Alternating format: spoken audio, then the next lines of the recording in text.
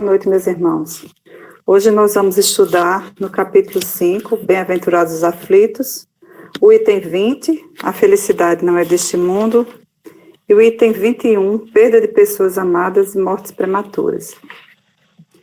É interessante esse item, o 20, a felicidade não é deste mundo, me reporta ao capítulo 2, do mesmo evangelho, né? Onde ele diz, meu reino não é deste mundo. Né? Quando Pilatos pergunta a Jesus se ele é rei dos judeus, Jesus responde, né? Meu reino não é deste mundo. Se o meu reino fosse deste mundo, os meus súditos teriam combatido para impedir que eu caísse nas mãos dos judeus. Mas o meu reino não é aqui.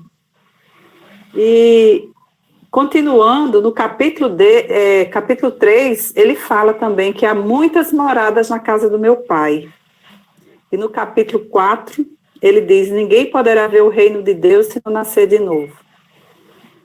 E aqui, nesse item 20, ele aborda tudo isso, né? Quando ele diz, não sou feliz, a felicidade não foi feita para mim, exclama, geralmente, o homem em todas as posições sociais. Isso, meus caros filhos, prova, melhor do que todos os raciocínios possíveis, a verdadeira desta máxima de Eclesiastes. A felicidade não é deste mundo. Com efeito, nem a riqueza, nem o poder, nem mesmo a juventude em flor, são condições essenciais à felicidade. Digo mais, nem mesmo a reunião dessas três condições tão desejadas, porque incessantemente se ouvem, no seio das classes mais privilegiadas, pessoas de todas as idades se queixarem amargamente da situação em que se encontram. Ou seja, nem a riqueza, nem o poder, e nem mesmo a juventude, nem os três juntos, né? Isso aí não significa necessariamente a felicidade. Diante de tal resultado, é inconcebível que as classes laboriosas e militantes invejem com tanta avidez as condições das que parecem favorecidas pela fortuna. Neste mundo, por mais que se faça, cada um tem a sua parte de labor e de miséria, sua cota de sofrimentos e de decepções, pelo que é fácil chegar-se à conclusão de que a terra é um lugar de provas e expiações. Ou seja, meu reino não é deste mundo, como Jesus disse. Aqui na terra é um lugar de provas e expiações.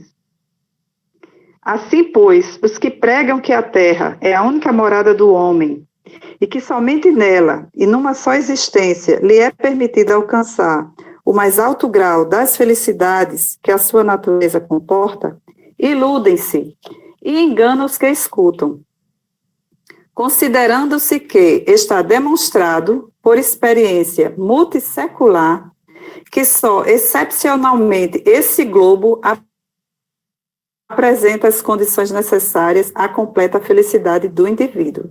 Ou seja, quem pensa assim está completamente enganado, né? Em tese geral, pode-se afirmar que a felicidade é uma utopia, a cuja conquista as gerações se lançam sucessivamente, sem jamais conseguirem alcançá-la. Se o homem ajuizado é uma raridade neste mundo, um homem absolutamente feliz jamais foi encontrado. Aquilo em que consiste a felicidade na Terra é coisa tão efêmera para aquele que não se deixa guiar pela ponderação, que por um ano, um mês, uma semana de satisfação completa, todo o resto da existência é uma série de amarguras e de decepções. E notai, meus caros filhos, que falo dos felizes da terra, dos que são invejados pela multidão, né? E a gente vê muito isso, principalmente nas mídias sociais, o que a gente mais vê, né? As pessoas tiram uma foto de um momento e colocam e postam na internet e as pessoas têm aquela ilusão de que aquela pessoa, a vida dela é aquele momento que ela tem, que ela é feliz eternamente. Ah, que fulano tem isso, tem aquilo e é muito feliz. e são felicidades efêmeras, né? Que duram, às vezes, instantes, não é nem dias nem meses, mas um momento que se registrou daquela felicidade efêmera. Aquilo desculpe, continuando. Consequentemente, se a morada terrena se distingue por ser um local de provas e de expiações, há de se admitir a existência em algum lugar de moradas mais favorecidas. Ou seja, o que Jesus fala aqui, quando ele diz no capítulo 3, há muitas moradas na casa do meu Pai. Em que o espírito do homem, embora ainda aprisionado num corpo de carne, desfruta dos prazeres inerentes à vida humana em toda a sua plenitude.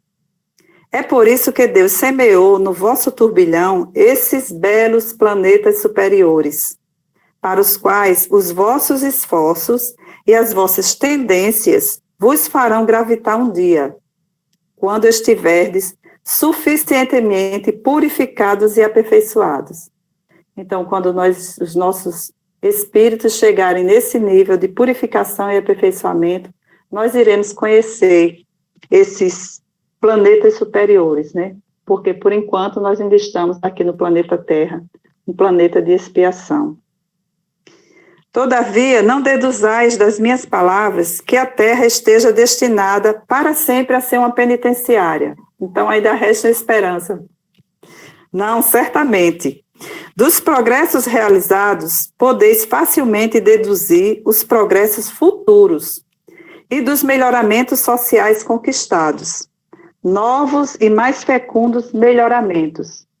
Essa é a tarefa imensa que será realizada pela nova doutrina que os Espíritos vos revelaram. Ou seja, o nosso planeta, ele está passando também pela fase de regeneração, né?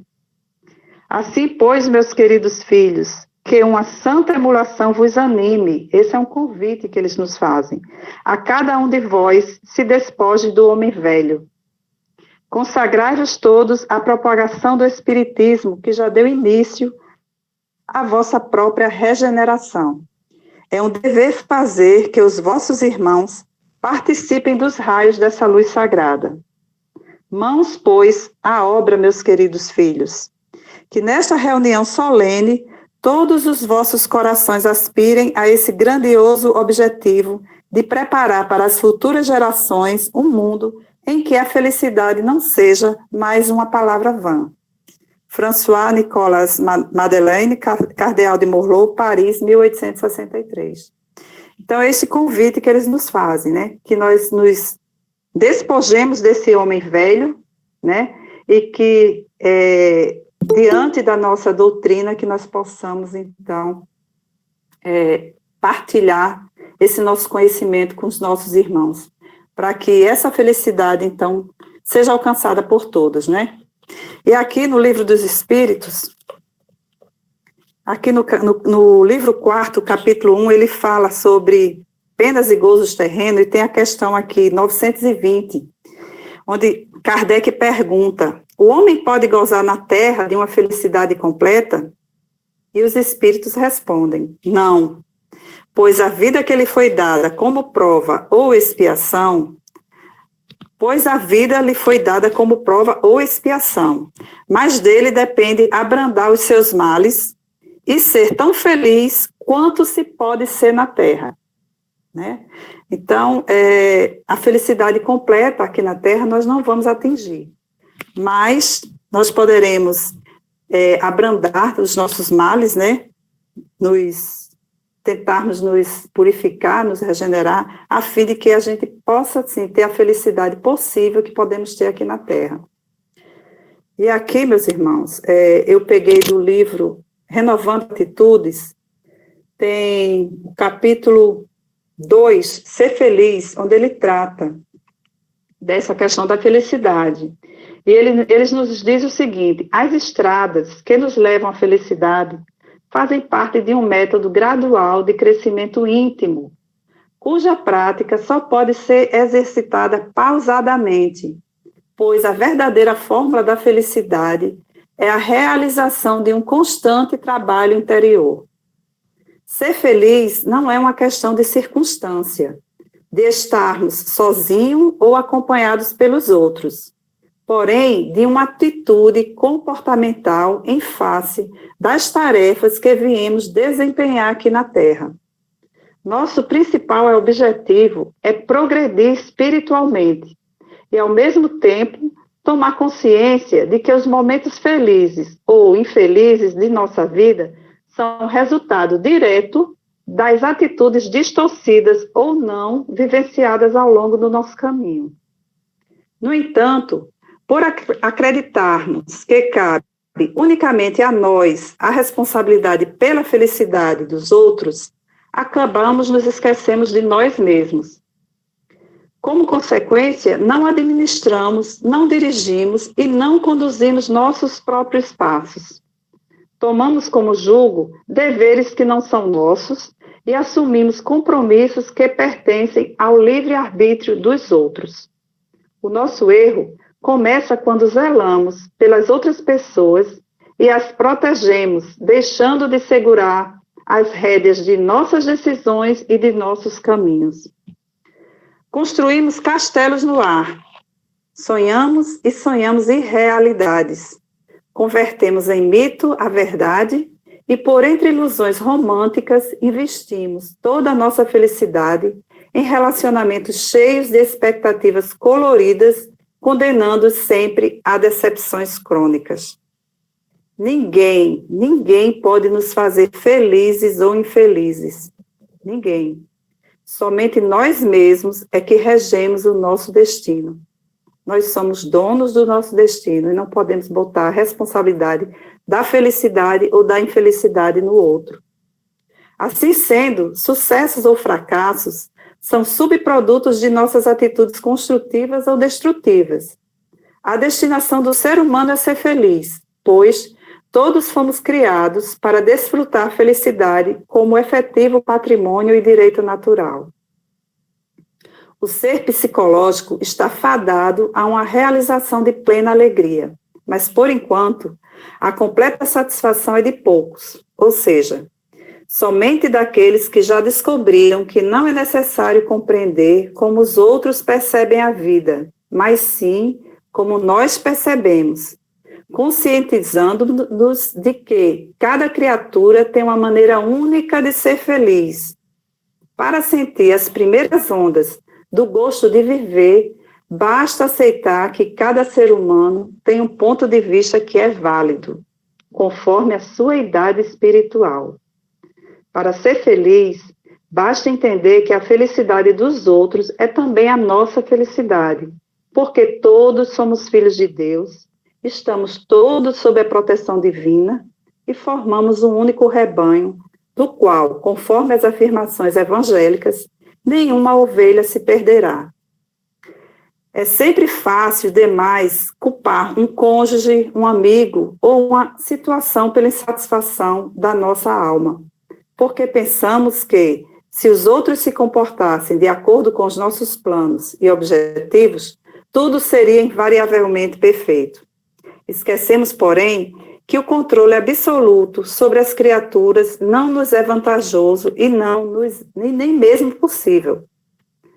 A felicidade dispensa rótulos e nosso mundo seria mais repleto de momentos agradáveis se olhássemos as pessoas sem limitações preconceituosas, se a nossa forma de pensar ocorresse de modo independente e se avaliássemos cada indivíduo como uma pessoa singular e distinta. Nossa felicidade baseia-se numa adaptação satisfatória à nossa vida social, familiar, psíquica e espiritual, bem como numa capacidade de ajustamento às diversas situações vivenciais. Felicidade não é simplesmente a realização de todos os nossos desejos. É antes a noção de que podemos nos satisfazer com as nossas reais possibilidades. Em face de todas essas conjunturas e de outras tantas que não se fizeram objetos de nossas presentes reflexões, consideramos que o trabalho interior que produz felicidade não é, obviamente, meta de uma curta etapa, mas um longo processo que levará muitas existências através da eternidade, nas muitas moradas da casa do Pai. Muito bem, meus irmãos, e agora vamos para o item 21. Perda das pessoas amadas e mortes prematuras. Quando a morte ceifa nas vossas famílias, arrebatando sem restrições os mais jovens, antes dos velhos, costumais dizer: Deus não é justo, pois sacrifica o que está forte e tem grande futuro, e conserva os que já viveram longos anos cheios de decepções. Pois leva os que são úteis e deixa os que já não servem para nada. Pois despedaça o coração de uma mãe, privando-a da inocente criatura que era toda a sua alegria. Humanos, é nesse ponto que precisais elevar-vos acima da terra, do terra à terra da vida, a fim de compreenderdes que o bem, muitas vezes, está onde julgais ver o mal, e a sábia providência onde acreditais ver a cega fatalidade do destino. Porque medir a justiça divina pela medida da vossa. Podeis supor que o Senhor dos mundos queira, por um simples capricho, infligir-vos penas cruéis? Nada se faz sem um fim inteligente, e seja o que for que aconteça, tudo tem a sua razão de ser. Se percrustasseis melhor todas as dores que vos atingem, nelas encontraríeis sempre a razão divina, razão regeneradora, e os vossos miseráveis interesses mereceriam uma consideração tão secundária que o relegaríeis para o último plano.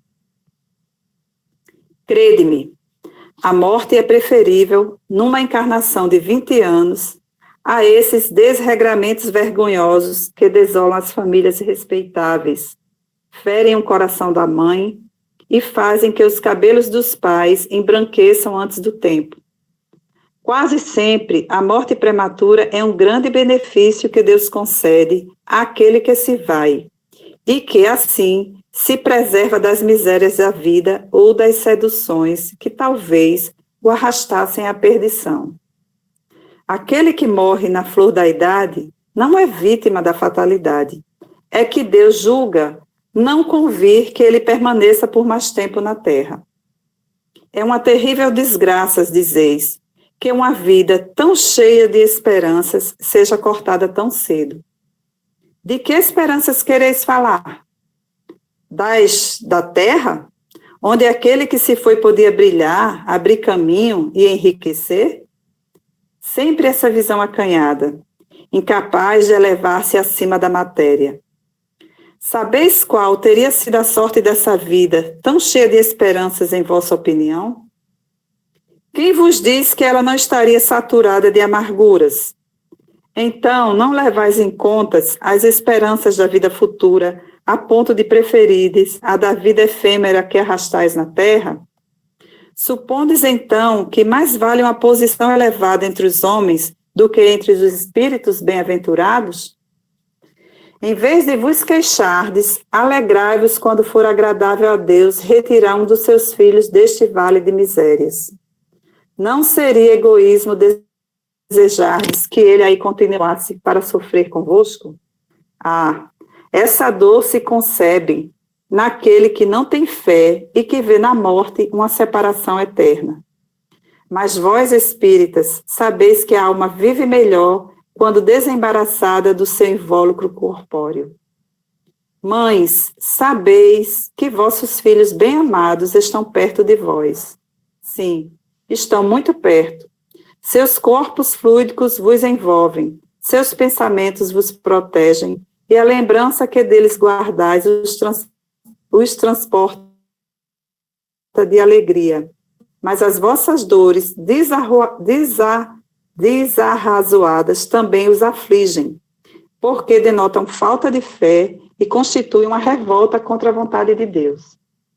Vós que compreendeis a vida espiritual, escutai as pulsações do vosso coração, a chamar esses entes bem-amados, e se pedirdes a Deus que os abençoe, sentireis fortes consolações, dessas que secam as lágrimas. sentireis aspirações grandiosas, que vos mostrarão o futuro prometido pelo soberano Senhor. Sanson, antigo membro da Sociedade Espírita de Paris, 1863. Meus irmãos, aqui no livro Pão Nosso, eu encontrei um texto, capítulo 42, Sempre Vivos, que eu vou ler aqui com vocês. Ora, Deus não é dos mortos, mas sim dos vivos. Por isso, vós errais muito. Jesus, Marcos, capítulo 12, 27. E aqui ele faz as seguintes considerações. Considerando as convenções estabelecidas em nosso trato com os amigos encarnados, de quando em quando nos referimos à vida espiritual utilizando a palavra morte, nessa ou naquela sentença de conversação usual. No entanto, é imprescindível entendê-la, não por sensação, e sim por atividade transformadora de vida. Espiritualmente falando, apenas conhecemos um gênero temível da morte, a da consciência denegrida no mal, torturada de remorso ou paralítica, nos despenhadeiros que marginam a estrada da insensatez e do crime. É chegada a época de reconhecermos que todos somos vivos em criação eterna. E aqui, para concluir, ele diz: quem passa pela sepultura prossegue trabalhando, e aqui, quanto aí, só existe desordem para o desordeiro. Na crosta da terra, ou além de seus círculos, permanecemos vivos invariavelmente. Não te esqueças, pois, de que os desencarnados não são magos nem adivinhos. São irmãos que continuam na luta do aprimoramento. Encontramos a morte tão somente nos caminhos do mal, onde as sombras impedem a visão gloriosa da vida. Guardamos a lição do Evangelho e jamais esquecemos que nosso Pai é Deus dos vivos e mortais. Pois bem, meus irmãos, esse texto da perda das pessoas amadas e mortes prematuras, né, pelo tudo que a gente já leu aqui, que eu acho assim que já está bem autoexplicativo, né, eles nos mostram, né, que a morte não existe, né, é apenas uma passagem, né, o espírito ele é eterno, e ele já vem de muitas vidas e ele está aqui, nós estamos todos aqui só de passagem. E que devemos, então, aceitar isso com resignação e com alegria por aqueles que já foram chamados por Deus antes de nós. E termos esse discernimento para aceitar isso aí, né? Tem também um trecho aqui do livro de... Deixa-me ver aqui, que o livro eu não estou vendo. Renovando Atitudes também. Renovando Atitudes, que ele fala também, o capítulo 40, sobre pesos inúteis. Então, ele fala também aqui sobre a questão da morte, né? Quanto mais a ciência biológica estuda as estruturas íntimas dos seres vivos, mais claramente constata que os fenômenos nascimento e morte são etapas de um processo natural da vida. Mesmo assim, nos agarramos à ideia de que somos separados da natureza e encaramos a morte como o fim de tudo, numa visão isolada, desumana e insuportável de conceber. Ele fala aqui que não ajuda em nada a gente considerar a morte como um adversário, porque mesmo assim ela vai continuar fazendo parte da nossa existência, né? E, todavia, ao provar o sentimento de perda, nós passamos por uma das maiores experiências como seres humanos. Somos impulsionados a uma intensa reflexão, conseguindo, a partir daí, observar melhor as verdades transcendentais da vida. E, com o passar do tempo, nós aprendemos a entender e a aceitar a morte, né? E somos todos nômades do universo, viajantes dessas vidas sucessivas, e estamos sempre em busca do aperfeiçoamento. Então, essa aí é a mensagem que eu queria deixar para vocês, meus amigos. Obrigada, e agradeço muito a todos que contribuírem com a minha reflexão. Muito obrigado, Fátima. Muito bom, parabéns, foi muito bem exposto. E agora eu convido a todos os irmãos que participem, nos levantam para reflexões ainda mais profundas, do ponto de vista de cada um. Eu vou começar por atribuir a palavra para nosso irmão Eugênio. Eugênio, por favor. Boa noite a todos, e que doutrina consoladora, né, esta nossa. Como ela nos traz ensinamentos maravilhosos. Parabéns, minha prima Fátima, você é tampa de cruz. A felicidade não é deste mundo. E como a gente busca, eu acho que o grande, dos maiores objetivos nossos nesse planeta é ser feliz, né? E aí, a gente, como Fátima bem colocou, como a doutrina nos traz, essa felicidade que a gente tanto busca pelas formas erradas que eu particularmente, durante muito tempo na minha vida, eu procurava essa felicidade, que ela sempre era passageira demais, momentos, né, de alegria, não de felicidade. E o que é que a gente mais deseja? Por exemplo, o que eu desejo para os meus filhos? Que sejam felizes, né?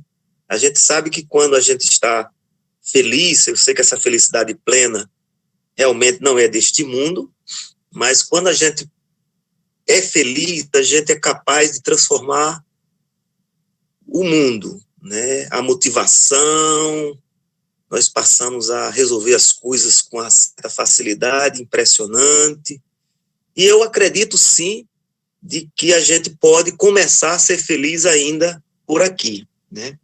E aí eu trouxe aqui enquanto Fátima explanava aí, eu trouxe só para a gente colocar reflexão para todos nós, que diz assim: a felicidade plena não é deste mundo, né? Mas a sua conquista começa aqui. Precisamos seguir os caminhos que nos permitem conhecer o verdadeiro sentido da felicidade. Então, não perca tempo. Lute por ela, pela felicidade, promovendo a felicidade das pessoas com as quais você convive, fazendo o bem sem olhar quem, fazendo pelos outros o que gostaria que fizessem com você. E a gente sabe que, como a gente viu ontem, o mal e o remédio, eu particularmente não tenho dúvidas hoje quando me perguntam determinadas situações. Eu não esqueço nunca o irmão Inácio falando isso para mim, num certo momento em que eu precisei, e aquelas palavras me vieram tão bem que até hoje eu tenho elas, que é o Cristo, né? O remédio é a prática acima, não é só o conhecimento, mas colocar em prática os ensinamentos, né, do Cristo. Esse é o grande remédio para que a gente busque ainda ser feliz por aqui. E eu não tenho dúvida de que as etapas seguintes da felicidade plena será conquistada. Eu trouxe também aqui, só para reflexão, opiniões de alguns filósofos sobre a felicidade, né? Eu vou Platão, Aristóteles e Kant, 3 grandes pensadores no mundo, né? E Platão diz: os felizes são felizes por possuírem a justiça e a temperança. Os infelizes são infelizes por possuírem a maldade. Aristóteles: em geral, pode-se dizer que cada qual merece a felicidade na medida da virtude, do tino e da capacidade de bem agir que possui. Kant não a considera, né, ele não a considera possível neste mundo, só sendo possível em um mundo inteligível, que é o reino da graça, o reino dos céus, né, interpretando aqui, por intervenção de um princípio onipotente. Então, apesar desses pensamentos, a gente sabe que eles se convergem para os ensinamentos do Cristo, né, a prática dele. E eu venho a cada dia que eu me aprofundo, que eu me transformo, que eu melhoro, percebendo, né, que eu gosto demais, eu disse várias vezes aqui, não sou mais eu que vivo, né, mas o Cristo que vive em mim. Paulo nos falou isso com uma propriedade incrível. E durante muito tempo, como eu não entendia também o porquê dessa felicidade não ser deste mundo, eu também não compreendi o que Paulo queria dizer com isto, né? E é exatamente o que eu acabei de externar. É de que o remédio é o Cristo, a partir do momento que a gente já tem Ele em nós, numa prática não mais de ação, de agir em função naturalmente dos seus princípios, dos seus ensinamentos, eu não tenho dúvida, a gente começa sim a conquistar essa felicidade ainda por aqui. Era a minha contribuição, Antônio, só para a gente jogar aí reflexão para todos. Obrigado, viu? Muito obrigado, Eugênio, pela oportunidade que nos deu em compartilhando a sua visão sobre estes temas. E vamos continuar solicitando aqui aos irmãos as suas observações para que possamos nos inserir mais profundamente neste assunto. Então, continuamos com a nossa disponibilidade em aberto.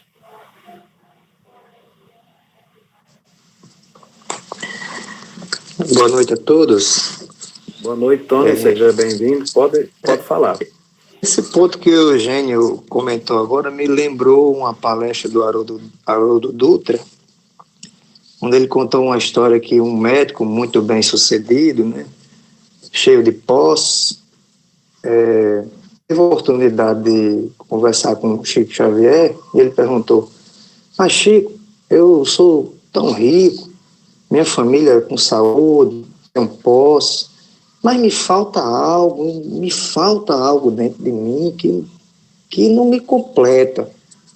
E Emmanuel, com sua espiritualidade elevada, disse: falta a felicidade dos outros.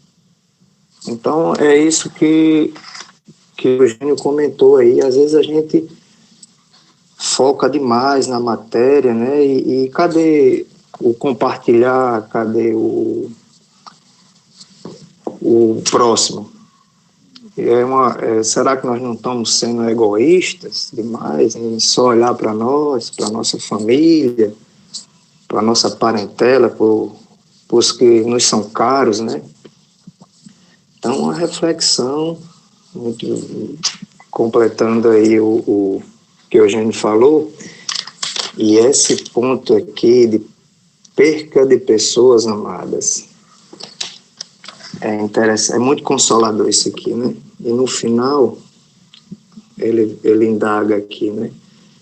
Será que não há egoísmo em desejar que ele ainda permaneça para sofrer conosco? Isso é uma reflexão para a gente que perde assim, um ente querido, uma pessoa, e a gente refletir que esse planeta é uma prisão. Nós não estamos aqui de passagem, de férias, né?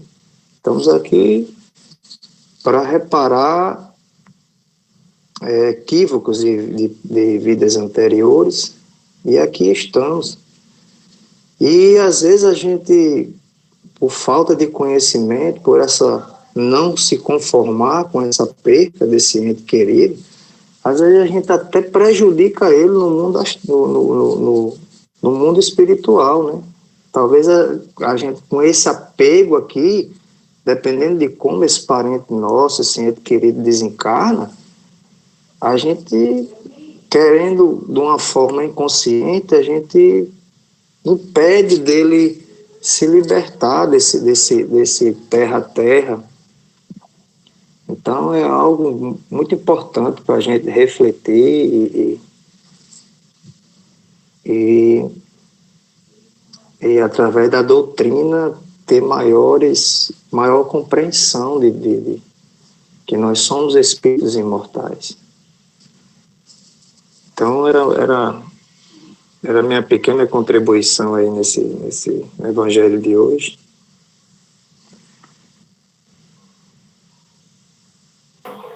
Muito obrigado por essa interpretação. Veio nos alertar, assim, para um viés importante, né? E eu vou passar a palavra agora para o nosso irmão Francisco Williams. Boa noite, pessoal. Boa noite a todos. A minha A minha reflexão aqui é mais para questionar se tem vida após a morte em outros planetas. Aí a minha pergunta é o seguinte: após a nossa desencarnação aqui nesse mundo, a gente só vai reparar nosso erro aqui na Terra? Um exemplo, depois que você está no umbral, você não pode reparar os erros do umbral acima, você pedir socorro e de lá você começar a reparar seus erros lá só no espírito? É só uma reflexão. Obrigado, Antônio.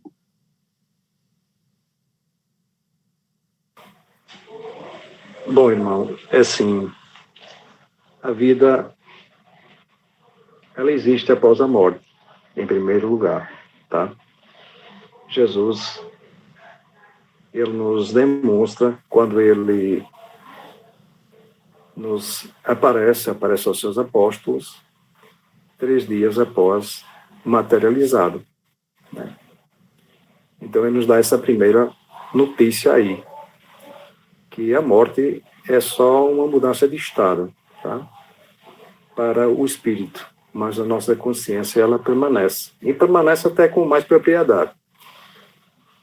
Eu vou ser breve, depois eu peço que o seu Inácio, se achar que necessita, possa se pronunciar. Quanto à questão do espírito poder se aperfeiçoar, poder se arrepender, poder trabalhar, evoluir no estado espiritual, é verdade. Temos casos, né, de espíritos que o fazem e o conseguem. Porém, muitas vezes necessitam de novas provas na carne para edificar realmente um processo consciencial mais avançado, mais puro, né? E por isso essa necessidade do espírito vir com o véu do esquecimento para poder tratar de facetas ou de pormenores ligados ao seu caráter, né? Para que possa reconstruir-se a partir do zero e assim assimilado na forma já no mundo material e esses conceitos, já que no mundo material tudo é mais denso, tudo é mais pesado e normalmente se consegue avanços maiores e solidificações nos seus caráteres de pormenores, né? de pensamentos, da própria ciência, de comportamentos, que, de outra forma, iriam demorar muito tempo para que o espírito o atingisse. É assim que eu vejo. Mas, continuando, dando a palavra para outros irmãos que queiram se colocar.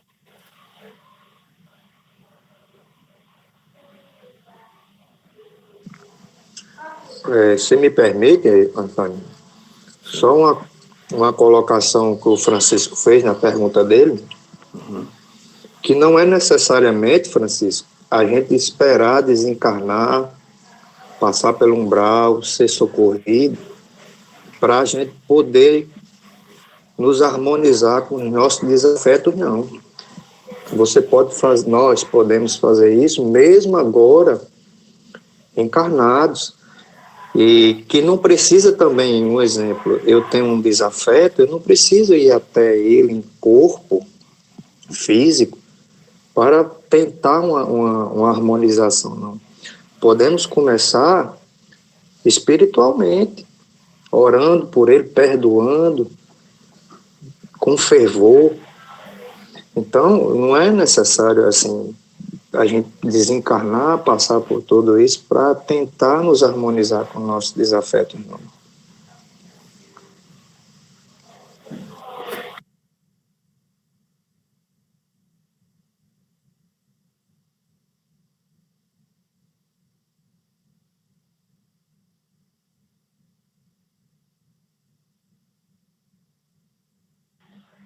Opa, perdão. Muito obrigado, Tony. Muito obrigado, Francisco. E se algum irmão quiser fazer alguma colocação, por favor, fique à vontade.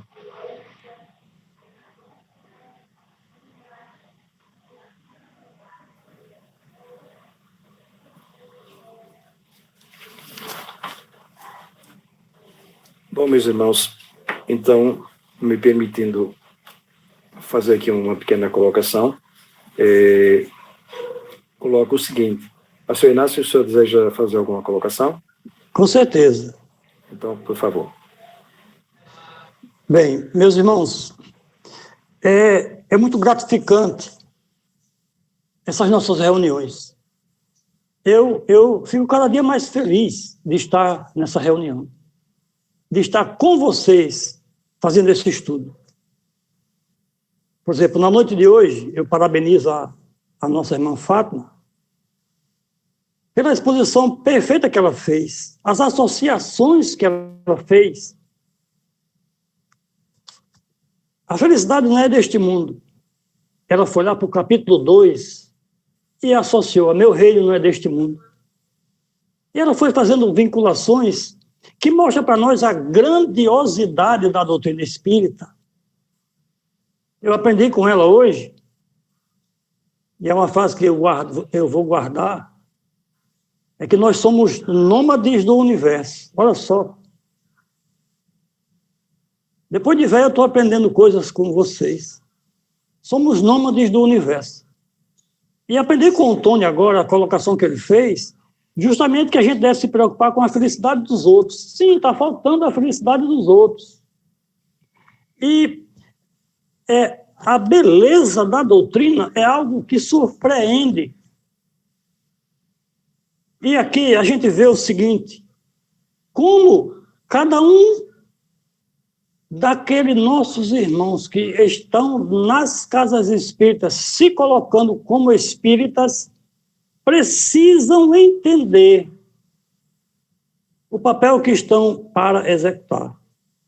Porque aqui, no final do item 20, François Nicolai diz para nós: consagrai-vos todos à propaganda do Espiritismo, que já deu início à vossa própria regeneração. É um dever fazer que os vossos irmãos participem dos raios dessa luz sagrada. Olha, o que está sendo colocado para nós é um dever de cada um de nós que nos dizemos espíritas, expandir essa luz para os nossos irmãos. É a felicidade dos outros que está faltando para nós, como foi colocado por Tony.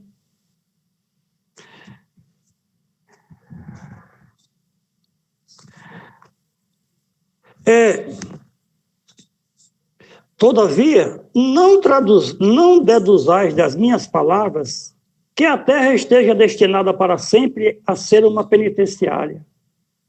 Não certamente. Dos progressos realizados, podeis facilmente deduzir os progressos futuros e dos melhoramentos sociais conquistados, novos e mais fecundos melhoramentos. Essa é a tarefa imensa que será realizada pela nova doutrina que os Espíritos vos revelaram. Os tempos são chegados desde quando surgiu a doutrina espírita, 1857, para a regeneração da humanidade, para a renovação da estrutura vibratória, energética, emocional do nosso planeta.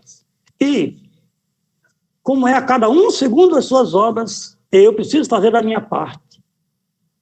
Nós, cada um de nós, habitantes nômades do universo, habitantes temporários do planeta Terra, temos a obrigação de colaborar em benefício do melhoramento do planeta. Porque nós iremos desencarnar e retornaremos a ele. Nós só sairemos da Terra quando aprendermos tudo o que a Terra tem para nos ensinar. E nós ainda não sabemos nada. Portanto, meus irmãos, a responsabilidade do planeta não está nas mãos do presidente, não está na mão do Senado, não está na mão está na mão de cada um de nós. Nós temos que auxiliar os nossos irmãos para que a gente comece a melhorar o clima em nós e o clima no nosso ambiente. A colocação, eu achei adequada a colocação do Williams, porque é o seguinte, vamos supor que eu tenha desencarnado e chegando lá, a equipe chegou para mim e disse, olha, Inácio, vamos analisar aqui, você cometeu um erro aqui, você foi muito grosseiro, você foi muito exigente com o Antônio Costa, lembra dele? Você conviveu com ele lá e você perturbou demais. E aí eu fico, não, eu vou questionar com a equipe, dizendo, não, mas... E a equipe vai dizer, olha, Inácio, presta atenção, você não devia ter agido dessa forma. Então, aos poucos, eu me rendo e digo, realmente vocês têm razão. Aí a espiritualidade diz, o que é que você acha de retornar à Terra para que você agora, em uma nova convivência com ele, corrija o erro que você cometeu? Aí, esclarecido na espiritualidade, eu concordo e eu venho à Terra para corrigir o que eu tenha feito de errado na convivência com Antônio. Isso se dá no planeta Terra, isso ocorre em todos os planetas, cada um nas suas fases. Então, por enquanto, a gente deve se ater ao nosso planeta, que é onde nós estamos, e é o nível em que nós podemos ainda conceber alguma coisa. Então, a gente vai aprendendo com a doutrina espírita, que é como o Tony colocou, agora que eu sei que se eu não acertar o meu passo agora, que já foi orientado pelo Cristo, que diz, se você estiver diante do altar para oferecer, fazer a sua oferta, e lembrar que tem algo com o seu irmão, deixa lá a tua oferta, retorna, vai, reconcilia-te com ele primeiro, para só então fazer a tua oferta. Então, tudo isso está já orientado pelo Cristo. Nós é que não demos a atenção, não buscamos trazer para o nosso consciente essas informações que o Eugênio disse agora aí. Realmente, nós precisamos deixar que viva em nós o Cristo. Não apenas falar do Cristo, mas vivenciar, demonstrar que realmente agora quem vive em nós é o Cristo. Não precisamos esperar irmos para a espiritualidade para que lá nos seja esclarecidos os nossos erros, para que a gente retorne e corrija. A gente pode antecipar isso aí, porque a doutrina espírita, como foi dito aqui, que já deu início à vossa própria regeneração. A minha alegria, a minha euforia, a minha paz nesse grupo, nesse estudo, é justamente porque nessas conversações que nós estamos tendo, desperta esta frase de efeito. O Espiritismo já fez mudanças na vida da Fátima. Ela depõe para nós como ela modificou a sua visão de vida. Em quanto tempo? Então, está tudo aqui. Vou para o meu pai. Muita coisa ainda tem para vos dizer, mas vocês não podem receber agora. Quando chegar, vou pedir para que ele mande um outro Consolador, que vos fará lembrar de tudo o que eu disse, que estará convosco e em vós. É exatamente o Espírito da doutrina que está sendo já colocado por Jesus naquele período. Então, nós temos verdadeiramente que buscar assimilar o que está aqui. Eu fico gratificado em ver a evolução de cada um de vocês e o quanto essa estrutura que nós estamos agora tirando proveito pode ser útil a mais irmãos nossos.